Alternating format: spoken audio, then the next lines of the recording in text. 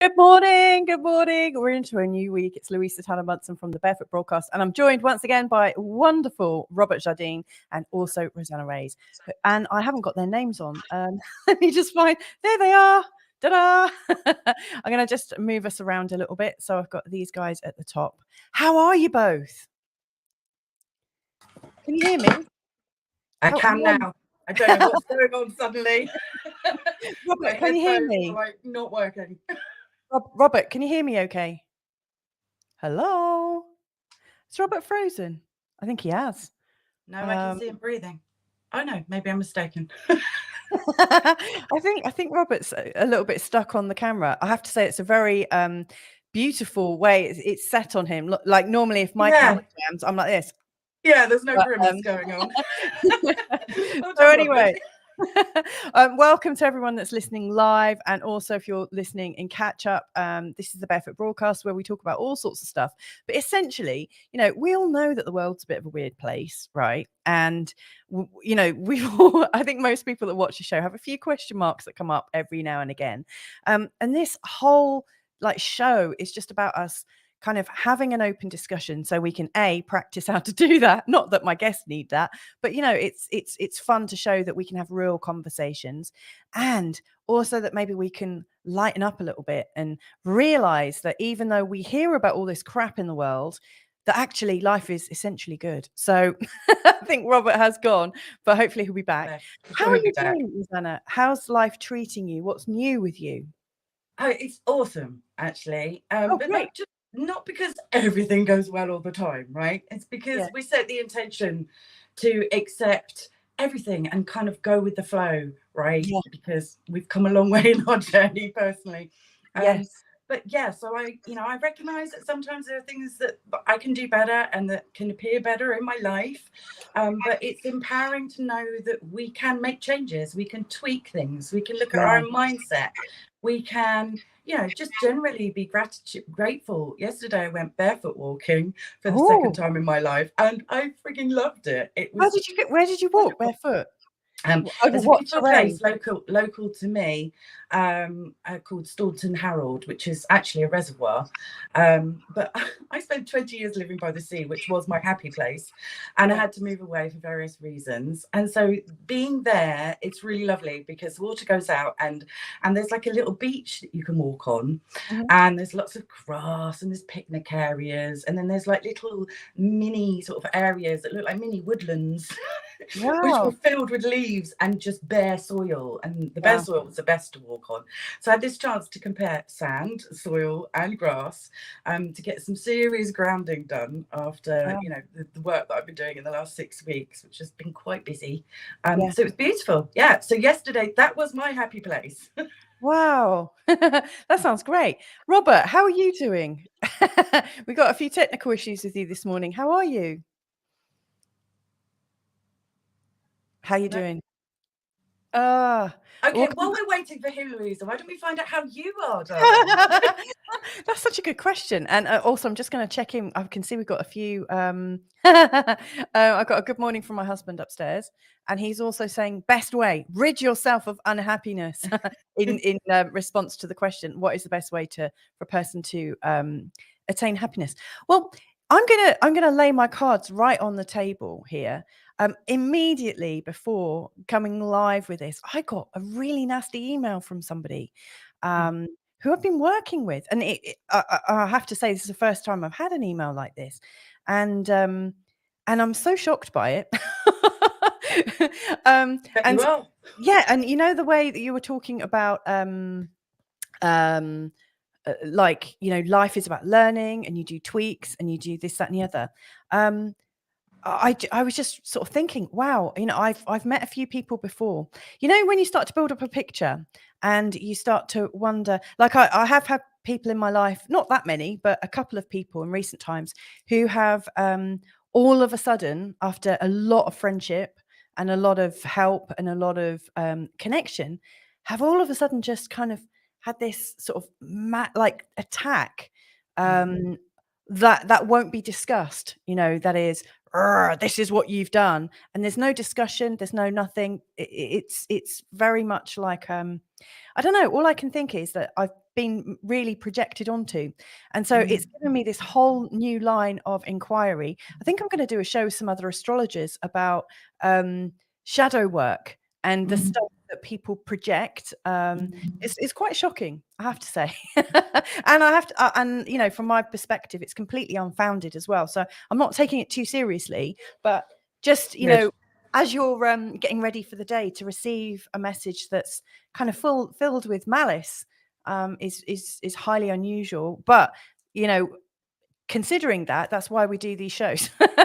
Yes. Yeah. And that's why it's not going to stop me. Like, if I think about it, like 5-10 years ago, I would have received that and I'd have been so shocked. I'd have probably closed down my business, or I would like hide away. I would feel the shame of the accusations that I didn't even believe were true, because I'm one of those like guilt catchers. I'm quite good at doing that. Yeah, but I'm not going to, because I know that what's being thrown at me really isn't my I really don't identify with it at all. And I'm so glad you said that, because you're fucking awesome, girl. So I know personally, from working with you personally, that you're just amazing, and I can't ever imagine you doing anything to like rile me to the point where I'd be like, rah. Yeah. And I think that's so important when we're talking on a subject today about, what's the best way to find happiness? The best way to find happiness is constantly sift through the detritus of what everyone else is shoving at you. Yeah. And also attempt to, with the shadow work that you mentioned, get ourselves to the point where we're no longer impacted by what other people think of us. Yes, we can sift through what they're saying, process it, analyze it, take responsibility if there's something for us to take responsibility for. It's not about being blinkered and going, I'm amazing, I'm perfect, I'm a spiritual guru, but it's kind of like walking the line of balance as well, but recognizing so often when we raise ourselves up, and you clearly are raising yourself up with this podcast and everything else that you're doing, attack comes, and it can come from all different avenues, but particularly it often comes from those who we're really close with, and our clients, because it's something that is, it's almost like it can be a part of us, I think, that is self-sabotaging. So we have self-sabotaging thoughts, even as practitioners. We don't nip in the bud before it becomes a thing in the universe. So it goes out there, rallies peeps, and they come back and throw the shit at us, right? Yes. But also, just universely, energetically and spiritually, when we raise ourselves up, attacks come. Because it's an amazing thing when we grasp our own light and we run with it and we shine it for other people. And I think there is a polarity that happens in the universe. So when we're shining really brightly, darkness also comes. Yes, that's a really interesting point, actually, and I've noticed that with Carl. The more he's spread, you do get pushback. It happens. Robert, how are you this morning?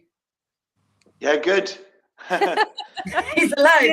In out. It's like a hokey cokey. Yeah, I think the internet at my end is not so good today, so I might not be here for long. Yeah, no worries. Well, we better get some of your wisdom out there.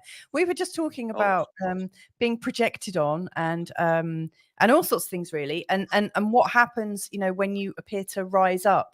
When things start to go really, really well. Maybe it's part of a natural life cycle that we start to get up, and we think, "Whoa, this is great," and then it goes like a roller coaster. But what are your thoughts about shit being thrown your way? When you get up there, or I suppose I don't know. I don't really know. I don't really count myself of ever getting up there. I'm always on the way up. I'm always climbing, and the further you get, the steeper it seems to get. So, but I suppose my thoughts are that whatever's projected at you, it's really those people talking about themselves in some way, eh? Yeah. You know, so I just try to tell the truth and to say things that need to be said if I can, you know, if I'm lucky enough to have the opportunity, and just keep speaking my real truth, and take what comes back, you know, and I felt you had a little nugget coming then. Yeah, it felt really good. I tell you what, we have got a lovely nugget from Sarah Taylor, who's watching. Morning, Sarah. She's saying receiving judgments in total allowance. Now, I really like this. Like, Sarah's one of our guests on tomorrow, and she's saying receiving judgments in total allowance, knowing it's not real nor true, but just an interesting point of view. Isn't that? I mean, when you can think of it, wow, that's an interesting point of view. Fascinating. How much fun can that be? Actually, the moment I just think, well, that's an interesting point of view. And also I might say, well, that's a funny point of view. I actually feel lighter immediately. It's kind of interesting. Sarah practices or has been practicing, and in fact used to be a teacher, I believe. She teaches access consciousness. And I'm wondering, Sarah, are there any other tools that might be helpful in this kind of situation? I was thinking about who does this belong to, but I haven't actually thought it out in my head so much. But I'd love your wisdom. And that's a really lovely pearl there. Carl is saying, well said, Sarah. And he also, by the way, to you, Rosanna, said, great insight. Now, Sarah's saying it only sticks with us if we align or agree. Or, and that's interesting, resist and react. Now, that's kind of fascinating, because I know in the past, in fact, what you were saying, Rosanna, about self-sabotaging thoughts, you know, in the past, if somebody's sent something a little bit off, I've actually really started to inquire. I mean, I have no difficulty in turning the light back on me and like interrogating myself, and I start looking into almost like into my soul and like looking for that bad bit in me.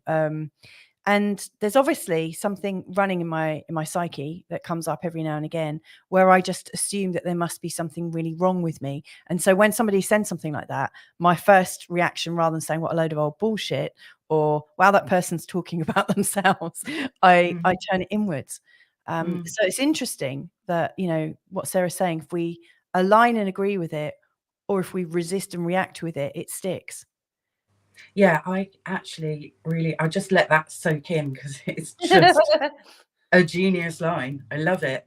And particularly with the resist and react, because sometimes when you get into defense mode, actually the situation just spirals downhill, right? Because then the other person's like, and this and that. And all you're trying to do is kindly set the scene of your point of view, or what you meant to say, and maybe it didn't come across well, or whatever, and the communication goes awry because you're trying to defend, or quantify or qualify an apology. Sometimes even an apology becomes rejected if somebody's riled or triggered enough, right? I don't suppose there's going to be any further contact with this person, to be fair. The way they've communicated with me is they're not expecting a response, put it that way. They're not asking for one either. And that's great. I like it when people take themselves out of my They've checked out the hotel, Louisa. I'm very, very pleased with that. It saves me the bother. So anyway, that was an interesting sort of point of reference. I like what you're saying about taking responsibility as well. Like, I mean, when you were talking about how these things occur, I actually realize I need to put in some better boundaries. I don't like talking about boundaries too much because I don't tend to work with boundaries in a really hard and fast way.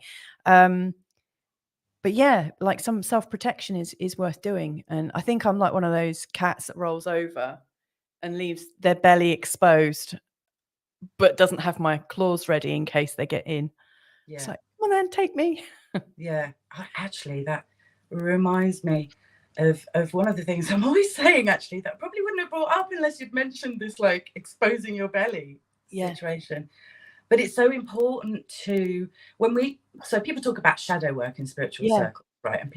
And lay people are like, well, what the fuck is shadow work? Right? So shadow work is when we look at our dark side, right? When we do the inner child healing work, and then we look at the dark side of the things that were aberrated along the journey. You know, we're set with our thoughts, values, and beliefs by 7, and we've often experienced some kind of trauma by then. It might not be a massive level of trauma, but it's still a certain amount of trauma, and that has informed us, and we're not yet mature enough to qualify and quantify it and put it in the right pigeonholes. So that leads to certain thoughts, values, and beliefs that aren't in our best interests.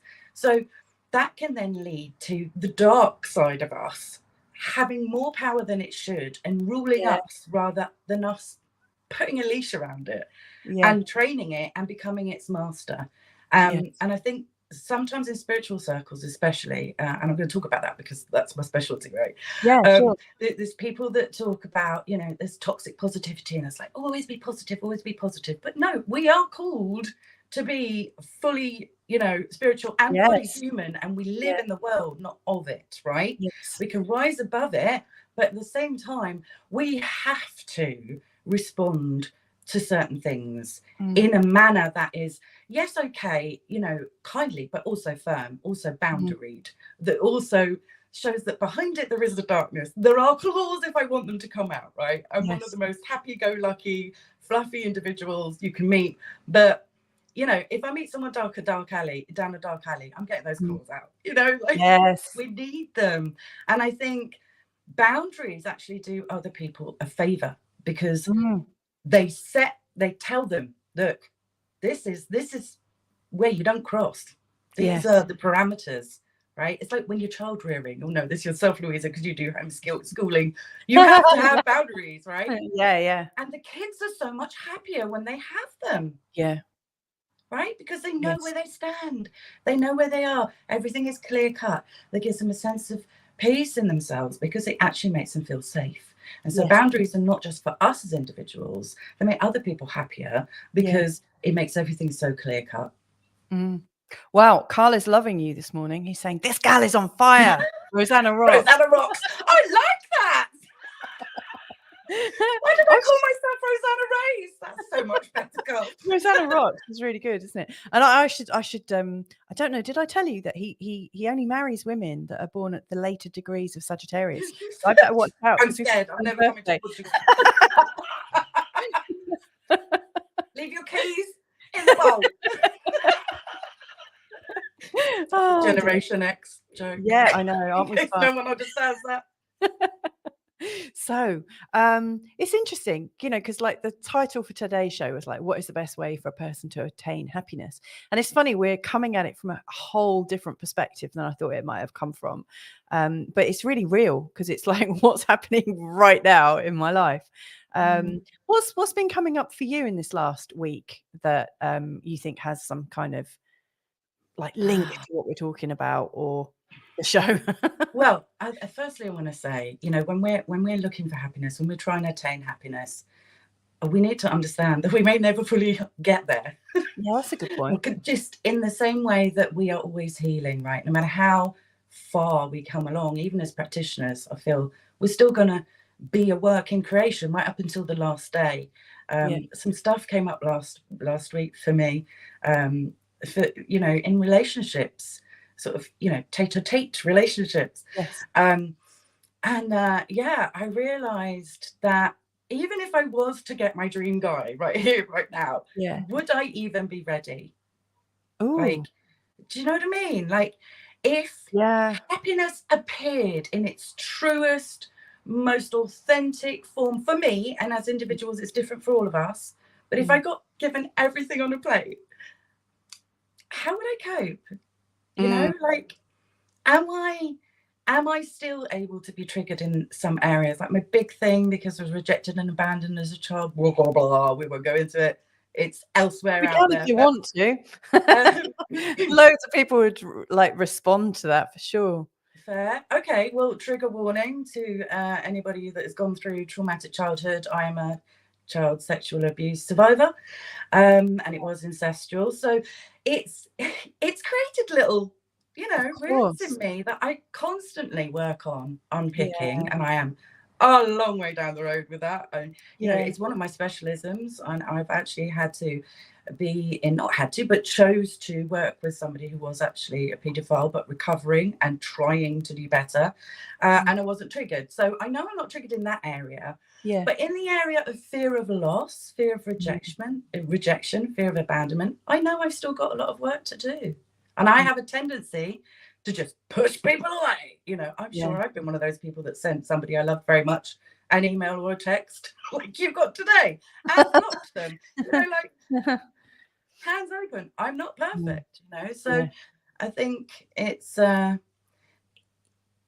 important thing is to be aware of it, isn't it? And take ownership of it, I think. And I think we are on slightly shaky ground when we start going down the route of, well, it's always a projection of the other person. No, there's always something else, isn't there? Yeah, I think so. There's always something we can take ownership of. Definitely. Even if it's, well, I didn't, you know, I could have taken more of account of their trauma past or their triggers and laid out a different colored blanket to, you know, put it really quite simply. But, you know, sort of set the stage differently, communicated differently in a way that was more in line with a way that they could get where I was truly coming from. Because so often, you know, we have these blinkers on in life and we don't know what they're called, you know, sometimes, because we might know the big thing that is like, oh, well, I know I was rejected and abandoned and abused, right? But what are the little things that lie underneath that? And that's what I'm currently unpacking. And I love everybody. Louisa is amazing at doing monthly astrology readings, and I got mine the last time, and I loved it because you said something about that. You were like, you know, did I? And look at the thing below the thing below the thing below the thing. You were actually talking about yourself. You were giving yourself an example, which I think is brilliant. I do that as well as a coach because it's really relatable. When you kind of suddenly bring that third person in. And so talking about me and what I've been working on to make myself happier, I'm looking at the things that are 10 feet below the rejection and abandonment. You know, where are the spindles, the spirals, or the, you know, the octopus tentacles going? Yes, because everything's I think it, like life and us as people, we're comprised of everything being connected, right? It's like this massive domino building or construction. You flick one and then suddenly 20,000 go down. Yes. Everything has a knock-on effect, right? Yeah, absolutely. Yeah, I was just thinking of it in two different ways. Like, if you've got like a string of pearls and each of these little things that happen, or each like different layers, you know, they're all like little pearls on a necklace, but there's always the first one that was put onto the thread, and that's usually the one that kind of informs us that we make a decision about. And if you sort of unpick the pearl right at the end, the whole string of pearls comes away. But like, you know, with your idea of like building, like getting to something 10 feet under, or, you know, like you're talking about all these layers and going down. I was thinking, God, if you knocked out that bottom layer, everything on top of it would collapse, like the dominoes we're talking about. Yeah, I love that you said that, because I was just thinking, I've often thought, I wish I could find somebody who could do for me what I do with my clients, because I think when you work with someone who's psychic, you can get to that bottom rung and then it all collapses, and that's exactly what I do in a 3-hour session. So I think that's so much about what my passion is, that, you know, people think shadow work and it sounds, dark night of the soul, and it sounds so scary. It really doesn't fucking have to be. Right. You can get there really without pain, without, you know, reviewing the detritus that you've been through. Yeah. We need to get Sarah on with you and me. Oh, I would love to meet some of your peeps. Because look what Sarah's coming up with. First of all, actually, I'm going to come back to that one after. But you know, when we were talking about like the lower level, and I was talking about the first pearl, Sarah's saying the point of creation, like the moment that you're creating that new belief, that thing that happens, Love that takes on a life of its own. I don't know if I shared with you. I've actually got chills, Sarah. Yeah. You're great at one-liners, girl. She's really fantastic. She said, it's not about perfection. It's about noticing who we are being. Yes, we can be anything. But she really liked this. Rosanna, bingo. Can we actually receive what we're asking for? Love that. You know, yesterday I had a session with somebody else who comes on the show, actually, Vincent M. Grant, who does hypnotherapeutic techniques, is really well trained in like timeline therapy and NLP and all sorts of different things. And I know he's got a name that encompasses everything that he does. I can't remember it. So Vinny, if you're listening, I'm really sorry. Remind me what it is that you do. But he has his own techniques because he's worked with so many people. And so he was trying to get me to, or not trying. We did a bit of Sarah's saying she got the chills at the same time. Isn't that lovely? Will you come on with Rosanna sometime, Sarah? Please. I'm sure she will. I'm loving her vibe. I'm sure it's a massive yes, for sure. But I don't want to speak for her. Yeah, so we were doing some work yesterday, and it's interesting you were talking, would I actually receive the man of my dreams if I could have that? Oh, I was doing a session yesterday, and Vinny was asking me how I could be completely receiving of abundance, like 100%. If like out of 0 to 10, and 10 being I could have everything in the world that I wanted. And so I started to embody the space of believing so much in abundance that anything could come my way, and so much resistance came up. So yes, from Sarah, and she's dancing by the looks of it. Is it dancing or doing flamenco? I'm dancing too, baby. Yeah, shake our booty. Shimmy. And I realized there was so much resistance that came up in me. And there will be. Yeah, and it's so funny because I think earlier on you said something to the effect of when, and I'm paraphrasing, so I'm going to get it wrong probably. You said something to the effect of when you start to shift up, or when you start to change your something about your vibration, anything that's not in it falls away, or that's when an attack comes up.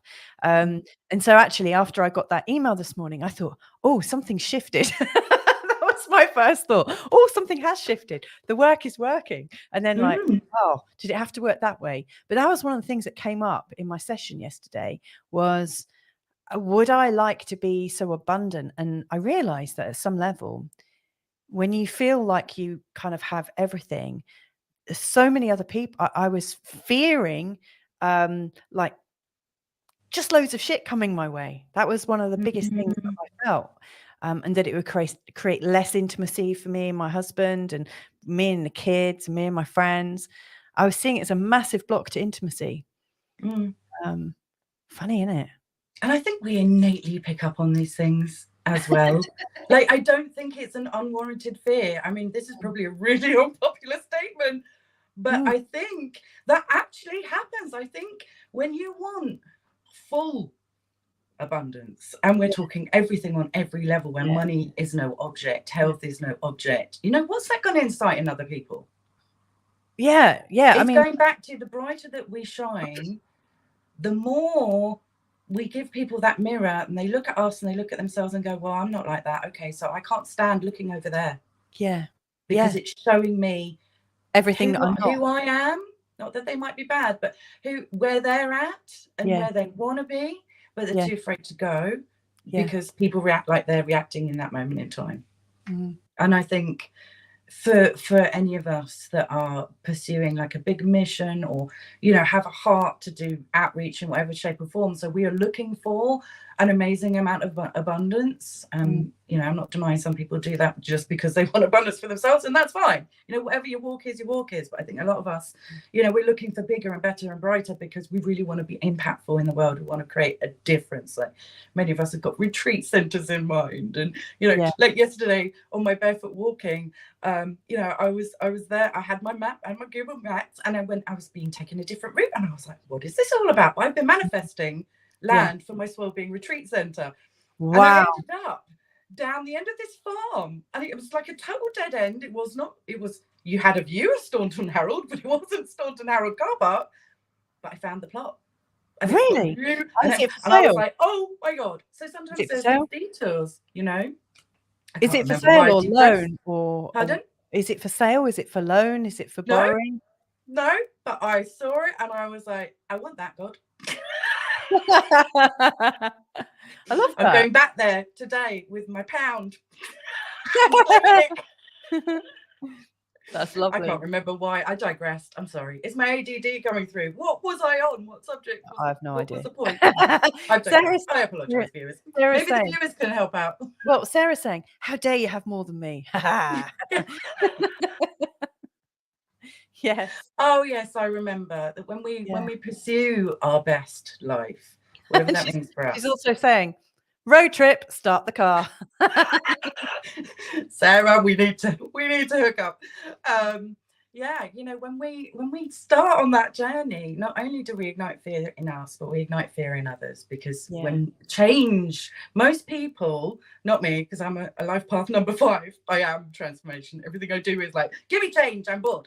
But I had to learn that people don't like change. I was born loving change. Yes. And then lost so many friendships along the way because I was changing all the time. People couldn't deal with it.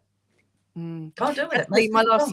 My last partner was, I've got a fly saying hello. My last life partner. Do you know the Egyptians believed that flies meant abundance? So that's good luck. Oh, well, he was flying all over Carl earlier. I did actually swat a few yesterday. I've got one of these wonderful rackets, which is an act of cruelty from some people's perspectives. But like when you're working like solidly and then these flies come in, I have to zap them. I'm a life path 8.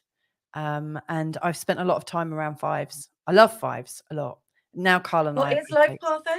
I think it's about abundance, which is hilarious because Carl and I feel very relaxed around it. You're relaxed about it because you know innately it's part of your future. Who knows? I don't know. Maybe by abundance. I think it's interesting because in astrology, you know, there's like 2 real houses that are spoken about in terms of abundance, and the first one is the second house, and everyone like. I shouldn't say everyone, but astrologers say this is your house of money. And then, you know, if you've got nothing in there or everything in there, it becomes a massive deal. Like, oh, my house of money, there's nothing in. Or, oh, look at that. You know, I actually think it's the house of values, like the values that you put on things and the resources. So I try not to think about it as money, and I try and think of it as how resourceful you are. Like, where does your resource comes in? You know, because so many of us are rich Carl and I are really rich, not necessarily with actual financial money, you know, but we're so rich in so many things, and we're able to kind of manifest things out of thin air. Just comes our way really easily. So we're working on the financial thing. It's funny that our life You're right. And my ex, who's a 5, is you know, almost a millionaire. Maybe he already is. I don't know. You know, he was a real businessman, but was always changing stuff. But fascinating. Yeah, it can be hard to keep up with a 5 because it's literally spinning on a dime, pivoting all the time. Yeah. What about a life path 22, baby? Who's... Is there a life path 22? I don't know. I'm not a numerologist, so I can't tell you, but I don't know. I just thought I'd throw it in.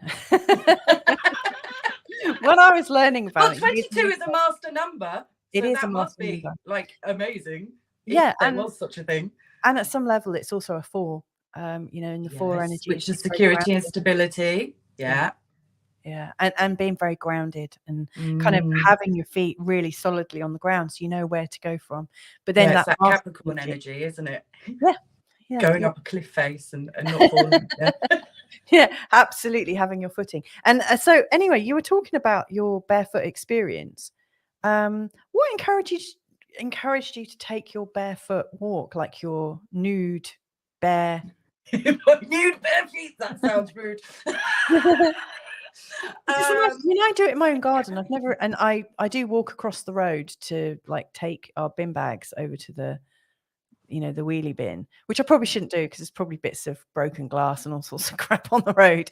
But I kind of challenge myself. I like it. But like if you go walking at Brighton Beach, which isn't so much a beach and it's all pebbles and stuff, I can't walk over anything that is like jagged. No, it's I mean, I our lived kids there for can. 20 years. I trained myself to do it, but I don't like it. Yeah. But yeah, when you live there, you tend to see a lot more of the sand and the times of the tides when they're out. So yeah, it's navigatable. I don't know, but anyway. Yeah, what encouraged me to do it? I think just generally, I know that I need to incorporate a lot of grounding work in my life because of the work that I do with clients. And lately, I've had a lot of complex clients that has not drained me so much as you're giving out a lot, emptying my cup a lot. Yes. And so I was very aware. Thursday I was on the phone to someone and I was having one of those moments, like in relationship with somebody, and I was like, I can't. And I was like, I'm so tired. I was having a little princess moment where I was in tears. Yeah. And she was like, do you know what? You just need to sleep. And I was like, yeah. And I had a little nana nap in the afternoon, a little siesta, as you probably call it out there. So I was very aware from that what's point. That? I'd love one. Where can I get mine? Go on. So I was very aware at that point I needed to start integrating more self-care and ramping it up. And I haven't actually been barefoot walking for about a year. I've been in this property for a year. And I first went barefoot walking. I took my son. Yeah. He's suffered from, he's recovered now, he's healed.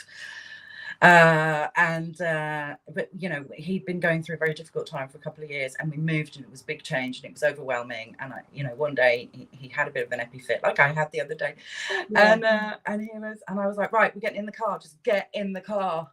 And I drove him to this place, and when we were there, I encouraged him to take his shoes and socks off because I'd heard somewhere it was a good thing to do, when you're feeling like that. And he was just on another level, to see him suddenly go from 120 in anxiety and stress and tension and overwhelm to literally walking around like this, just like in his own world. And I was ready to go like an hour before he was, and the sun was setting and it was dark. I got some great pictures, but he was like, a lot of the time he was like feet away from me, like 10-20 feet away from me, just in his own world, communicating with spirit or whatever. He was new with the spiritual stuff because he'd spent like 5 years living with his dad and then moved back with me. So everything was alien. The country was alien. Being back with me and his brother was alien. The house was alien. But then we moved again, so even more alien. Everything was just like new, and you couldn't take it. And there he was, totally immersed in nature. And I think that's what we're built for. We live in these populated cities, in concrete buildings or brick buildings, on tarmac. We're not grounded enough. We walk around in rubber shoes that are insulating. We're not connecting with the earth in the way that we were formed to be. We are a part of the earth. We are a part of everything. Everything is one. And when we're feeling isolated, often it's at the root of that is that we feel isolated from creation itself. And so yeah, highly recommend barefoot walking. Do it. Yeah. Wow. I really resonate with what you're saying. We live in a really lovely house, actually. It's got everything we need, really. But I don't have a view. I miss it. I realized, in a lot of the places I've lived in, we've had a phenomenal view. And the outside is brought in, and like we've got plants behind us, and actually if I look this way, I'm looking into our backyard and we've got banana palms and all sorts of different things growing. And I can see the blue sky, and it's really nice, but it's like that further view. We've lived in some places like shared places on farms and Kinters and things, and it's rolling hills. And our last place that we lived in England, we were on top of a hill. We were in a tiny house in a little apartment actually, but we could see for miles. And there's something really that soaks you into the nature. And I think the last time I really truly felt completely held by nature in the way that you were describing with your son was when we went camping, you know, and we were camping on the back of the bank behind our house, like the sort of apartment we were living in. And so we were camping on this side of a hill, and there were just, I think, 3 of us, maybe not all, like 5 of us, but, you know, we were in this tiny little, like, 2-man tent, and it rained overnight, and there's just something, there's like the heartbeat of the world, and it's just like that, a sense of relaxation that I don't think young people will even be able to tune into as easily. Like, we grew up when we could still feel the Schumann resonance, right? I remember, you know, like, lying on the school field, because I hated school, but like if it was sunny, I'd lie on the school field, and that was how I recovered, you know, during break time. But you could almost feel it like a beat. It's like your heartbeat. It's all over your body. And it's such a lovely feeling. And I realized that I get some of that feeling from looking far and wide. And so often, you know, when we finished our work, I say, "Oh, get the kids in the car," and we go for a drive. And we drive somewhere where there's a big view, which is really easy because we live so close to so many places. So I went camping a lot brings me with so my much kids joy and happiness. Yeah, I think the only way I survived when my kids were small, because we didn't have much money, was camping. Yeah. And as hard work as it was when you go away with 3 kids, it was so grounding that the benefits of that, you know, just being connected with the world, being disconnected, not being able to find a signal for your phone, you know, being forced to step out of the created world, as in man-created world, and step into God's created world. Yeah, but you know, one of my favorite places to go is somewhere in Wales where you can actually drive onto the beach. And there have been times where I've gone there and I've just wild camped. I've just slept in my car, you know, and to wake up in the early hours of the morning when the sun is rising and there's nobody else there. And you've got the waves crashing on the beach and you can just see for miles. It does something to your spirit. And also, if you're looking to get connected with the highest power of the universe, that's the best way to do it. If you're not used to tapping into that energy, going and doing that somewhere on your own is the most incredible gift you can give yourself. Yeah. And it doesn't cost you much to do, does it? It can be free. Petrol in your car. Yeah. You know, maybe you got to eat out of it, but fish and chips is still not that expensive, although it's bloody gone up. Yeah, of course. Yeah, I remember it being quite expensive when we left. I'm sure it's well expensive now, but Carl's, I'm actually feeling quite relaxed because I'm remembering all these other times I've been in those like places. And years ago when I was, I must have been about 19, I was working as a rep on a campsite in France that was being built. And when I arrived on this campsite, like there was no one living there. It was just me in a tent.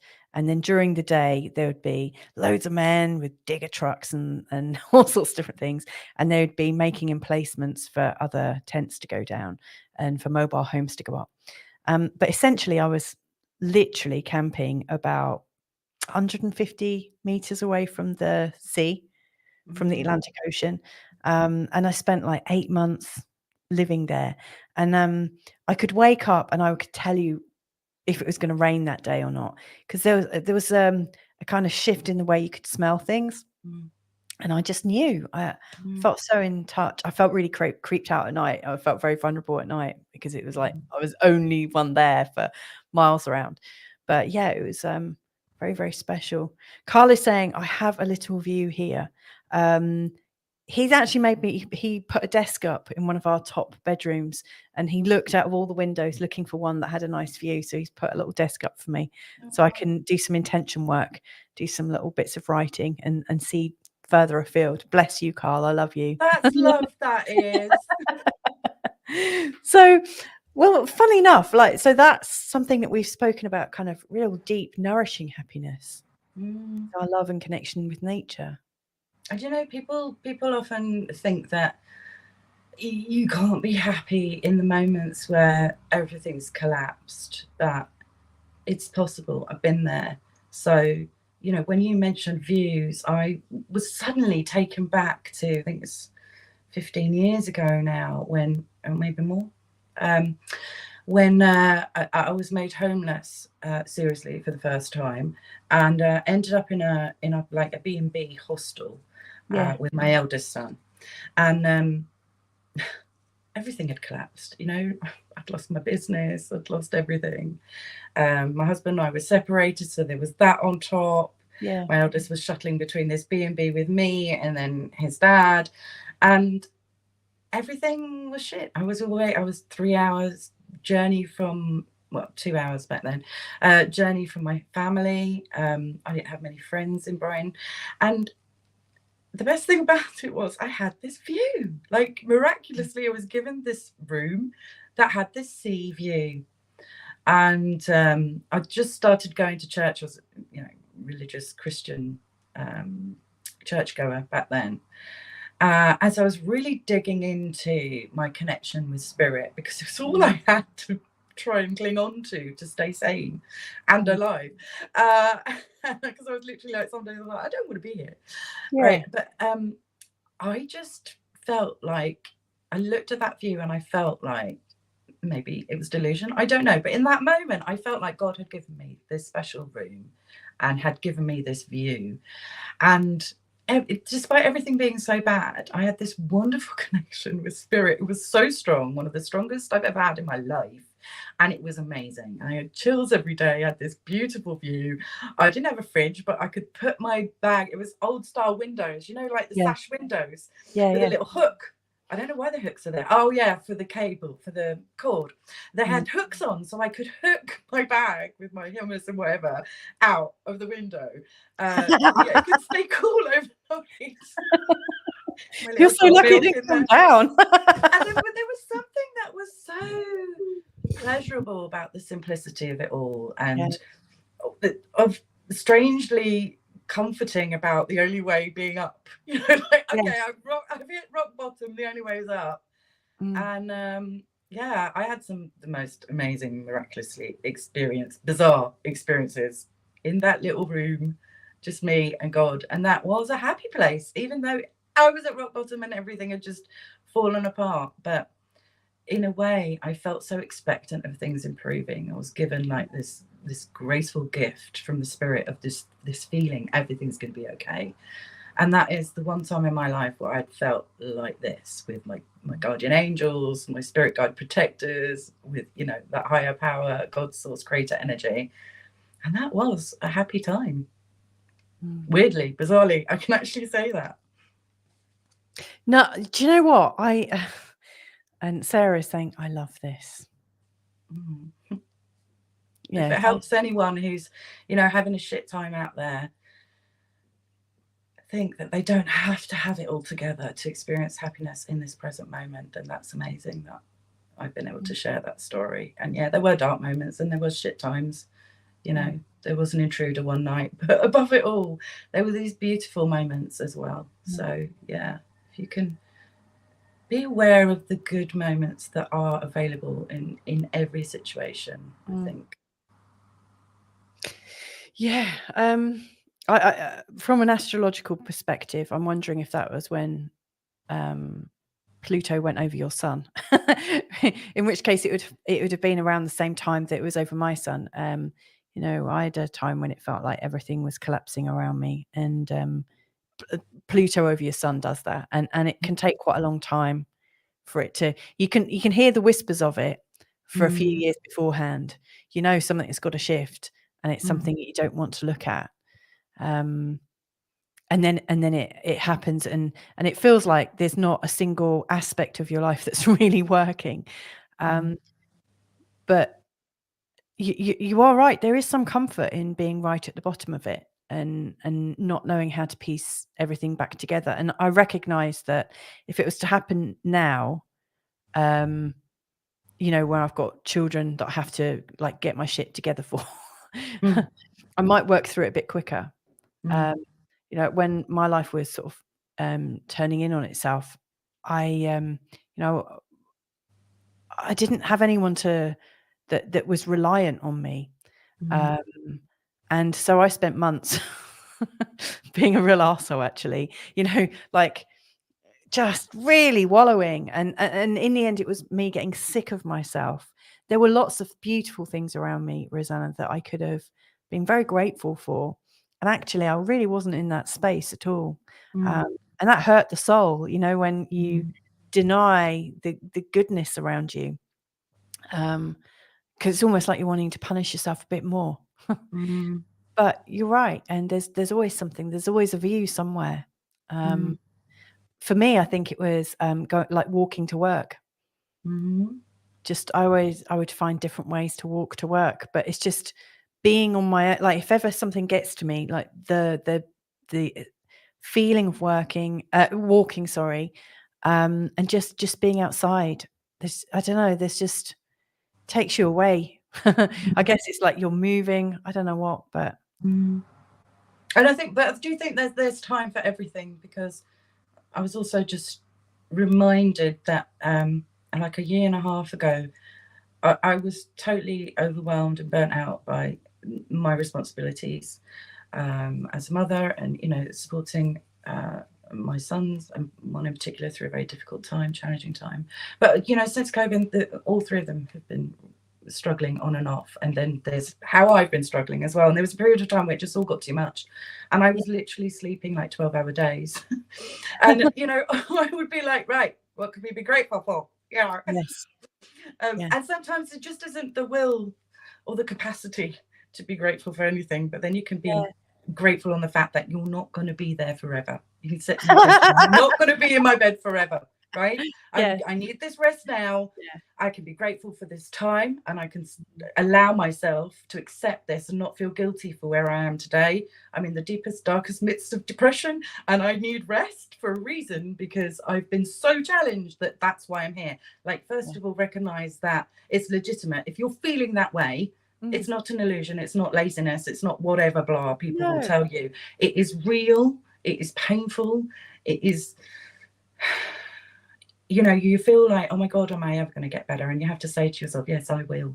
I will get there. When I've had enough rest, I'll get there. When I've had enough rest, I'll have the capacity to be grateful again. So I was saying the gratitude stuff like I used to when I was homeless the first time. Like, oh, I've got running water. I've got a roof over my head. Like, going right down to basics, back to basics, right? But I wasn't really feeling the feelings. And sometimes you're beyond feeling the feelings. But the important thing to recognize is give yourself enough grace and compassion to know that at some point that will end and things do shift. Like you said, you felt the shift when you received that email, right? Oh God, you will feel the shift. The shift is coming, and there's a time for everything under the sun, and everything is okay. And you're not wrong. I want to ask you again, because when you said when I went homeless the first time, so it's happened a couple of times at least. Did you have a different reaction when it happened? Because we almost had I say almost, like when we first got to Portugal, we went to rent a place on specific terms. And when we came over, we came over on a wing and a prayer. Like, we had literally money for 1 month. That was it. And we wanted to set up a new way of life for ourselves. And so, I mean, I wouldn't dream of doing that now. And thankfully, I think we're in a slightly better situation. We'd probably plan it a bit better, but that's what we had, and that was our decision. And we muddled through, and we went to rent this house, and there was a real sort of kerfuffle about the terms and conditions. And when we moved in with a 3-month-old baby and 2 kids and a pregnant dog, there was lots of things going on. That was busy. Yeah, but the landlady was didn't move out, first of all, which is a big issue, and was turning the water off and only turning it on for 30 minutes in the morning and 30 minutes in the afternoon. And I didn't know when. 3 kids. Yeah. And a baby, like literally a 3-month-old baby. And I was thinking, oh my God. And so we needed to get out of it, but we had no money. We lost our deposit, and we just had no money at all. And thankfully there was Carl was in touch with somebody who had an old hotel, and it hadn't been lived in for 10 years. And they said, if you can make it better and get it ready for sale, you can live in there for free. And so I was like, oh, thank goodness. But I feel like we were almost homeless there, you know, and because we'd run out of cash, and there wouldn't have been any other. But I mean, thankfully, life put us in a place where there was a place for us. We didn't have hot water for 7 months, which is a massive. Crikey, with a young baby. Yeah, but I mean, you know, we boiled up a pan, you know, so it was like camping, around. Okay. Massive old hotel, and it was. So you had electricity power. We did. It wasn't. It was kept like tripping and stuff. There wasn't. It took us a while to trust in the facility. Put it that way. It was quite chaotic, and it was like a 15-bedroom house. It was exciting, and the kids loved it. They just thought it was hilarious. They thought it was exciting. Like, we brought a trampoline in. It had like high ceilings. So in the winter, one year we had like a trampoline in there, and then we gathered up all these old moth-eaten mattresses, and we made a mattress room where we could just like bounce and go crazy. I mean, we didn't have to observe any normal rules. It sounds like an incredible experience. It was, but it was also a massive kind of low point as well, like not being in a normal home with electricity. And I was really kind of down on myself at the time, saying, for crying out loud, I'm in my 40s. Why the hell do I not have a house over my head, you know, or why the hell do I live in a place with like loads of black mold and I haven't got any hot water for my baby? I felt a bit like a failure for that. But I wasn't sharing that with you, you know, to I don't know. That's the closest I've come to it, I guess, is what I was going to say. But I wonder. That's a beautiful and important share. I loved that you shared that, because I think homelessness, or the fear of homelessness, is so much more prevalent than we even dare contemplate, especially nowadays with what's going on in the world. I think, you know, there were surveys done a few years back where people were surveyed, and they were 1 month away from homelessness because they were living month to month to month. So all it would take was losing one job. Yes.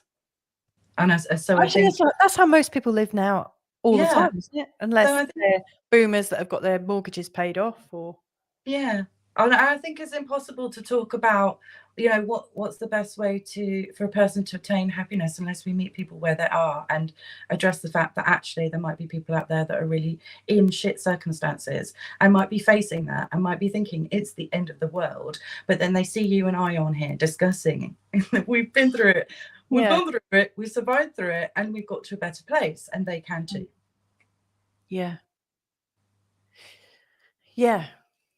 absolutely. Wow. We've got a bit heavy today, haven't we, Louisa? Yeah, it's been fun, actually. But like, what would you say for anyone that feels like that might be coming up for them? Because like you said, it's happened once, and it's almost happened, or has happened, you know, another time. Like, how do you feel about it now? Because I've changed my feelings about, you know, what it is to have a home and this, that, and the other. But what do you recognize about yourself? And you also asked, did I cope with it differently each time? Yeah, I think the important thing to mention is that my homeless and near homeless circumstances were derived from my childhood trauma. Okay, so I was making decisions that were impacting my life because essentially I had a traumatized 7-year-old making the decisions of my life. So I was, of course, on my journey of, you know, resolving that. But I've been there a few times because I still hadn't gotten to the point where I'd fully resolved it, right? So each time it was slightly different. The first time I was forced into it because, well, I view it that way because I was 18, had a boyfriend who later became my husband, and I voluntarily moved out of the family home just overnight, took one suitcase and I was gone. I never looked back. And so that was the first instance. And, you know, thankfully his mum took me on. And so, you know, I shared his bedroom for a while until we could, you know, get work and save up enough to get our own place. But it was very uncomfortable. You know, I had no rights to that place. I you know, I had no empowerment there. I didn't really know either of them. It was very, very bizarre to be put in that position, and of course I was quite young. So and I was going through that trauma of having recently been raped. So there was a lot going on around that. You know, the trauma was very immediate in those days. So and then when we did get our own place, it was a bit like your hotel. It was like a small version of your hotel. It was another horror, basically. We lived above two guys who were DJs. So they would work all night and then like come home, sleep a bit, and then they would like do their drugs. And then just as we were going to bed, they were like preparing for their set, and they were like, you know, it was like, we had to get up for work in the morning, and then they come back from the clubs and then they carry on playing their music. So like, you know, from like 9 o'clock they were getting their set ready or whatever, or they were staying playing music, then they go out to the club and do their set, then they come back and then they carry on because they're so high on their drugs. So like it would start again by about 4 and we had to be up by 6. You know, it was like I lived like that for a while, and our sink was literally suspended on bricks. I mean, shit. And then the second time was the hotel. Sorry to laugh. Carl is right. If Carl is listening, I've got to laugh. Yeah. If Carl's listening, he'd probably just be like, "Oh yeah, a sink on bricks." Like Carl loves like cable ties, so I've had a bathroom almost fashioned out of cable ties. What, for suspending things? He sounds like a fun guy to have around. We have some shits and giggles. It's fun. Yeah. Oh. And then of course the circumstances surrounding the second one you already know, and then the third one, well, that came out of an abusive relationship. So once again, a lot of trauma that I had to deal with aside from the homelessness, and I ended up in a women's refuge, and you know, going to friends and family. I'd sleep on couches, and you know, my sons had to go to live with their dad, so they were fine. They weren't with me. They weren't even in the refuge. So it was just me on my own. I was adamant they weren't going to have to go through it. So yeah, of course it was very different because they were all very different circumstances. I think the third time, obviously, because I was so strong in spirit I was so strong in my relationship with spirit by that point. I kept my head above water. I didn't actually get too bad while I was going through it, but it was when I was safe. It was when I finally managed to get a rental property where I could stay during the process of my divorce, which then took 4 years because it was narcissistically abusive. But at least it was a safe place to be in. That's when I went, I suddenly suffered agoraphobia. I couldn't walk my kids to school, and they were 8 and 10 at the time. So they were still end of primary. I remember their first day to school. I just explained the route and let them go and my heart was in so much pain doing that that I couldn't step out the door.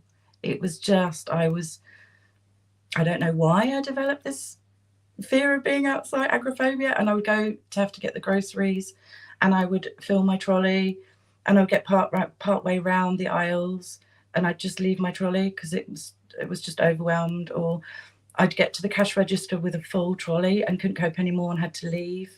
And it was a little while after that I actually discovered that this wasn't mental health. I was opening up to my psychic nature and my empathic abilities. So all that was going on at the same time. So I didn't like being out in the world because I could feel everybody's energies, and it was overwhelming. And I couldn't cope with the supermarket because of the strip lighting and the noises and the pinging. Even the pinging of the cash registers was sending me crazy because everything was heightened because I was suddenly opening up to my gifts. So yeah, there was a lot of craziness going around, alongside of it all, which is how it happens. Like I'm going back to that domino thing, things don't happen in isolation of everything else. It's like accumulation of things that happen all together. So you're not ever just dealing with the prospect of homelessness. It's what's bringing you to that place, what is surrounding it, what is knocking it into the park. Yeah. And going back to what Sarah shared, that point of creation, where did that seed get created? Like that seed point. We're gonna have to wrap this up. But I have to say I've really enjoyed this. Sarah's saying nothing that we go through is everything. That's worth knowing, isn't it? Well said. Happiness is a way of seeing, not the view itself, though the view does help. I love that. Yeah. Sarah's also saying sigh. That was when we were just, I think, laughing at ourselves. And she was saying amazing conversation.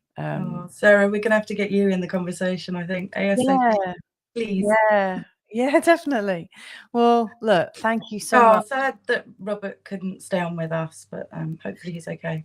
I'm sure he'll be absolutely fine because he's in a beautiful part of the world, doing beautiful things with his lovely wife and son and in-laws, and he has a very, very rich life. Yeah, and I just think this happened because we were, this is the outcome, isn't it? This is everything happens for a reason. Yeah, and attention was needed elsewhere.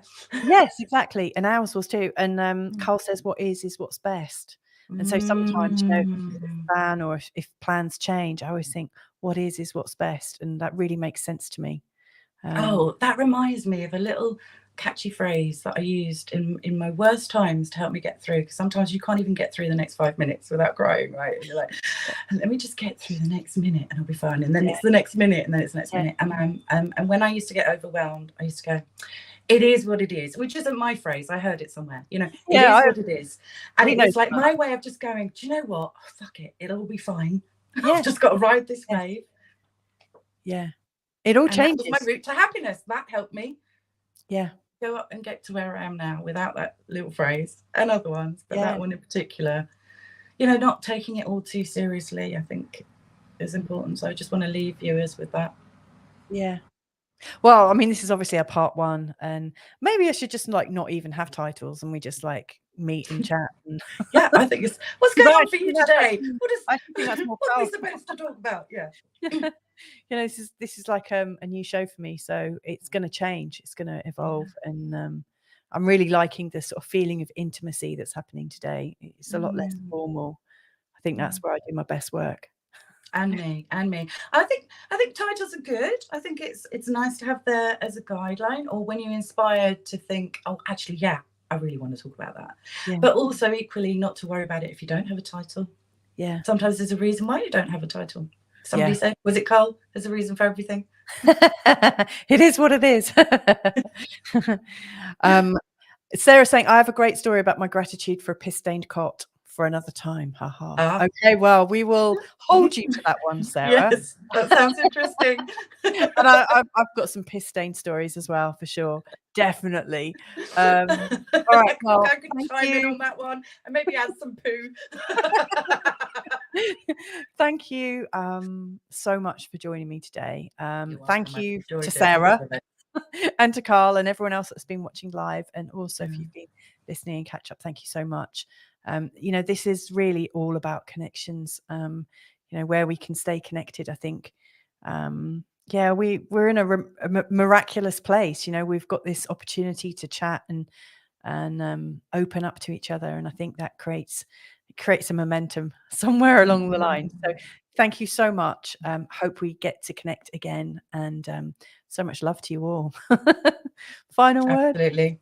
Love, just lots of love to you. Whatever you're going through, whatever part of your journey on your way to happiness, is possible for everybody and anybody, and it's all about perspective. So whatever you're looking at, try and change your view on it. Perfect. All right, will you stay on the line just so I can have a little catch up with you after? All right, ciao, take care, have a great day. Bye for now.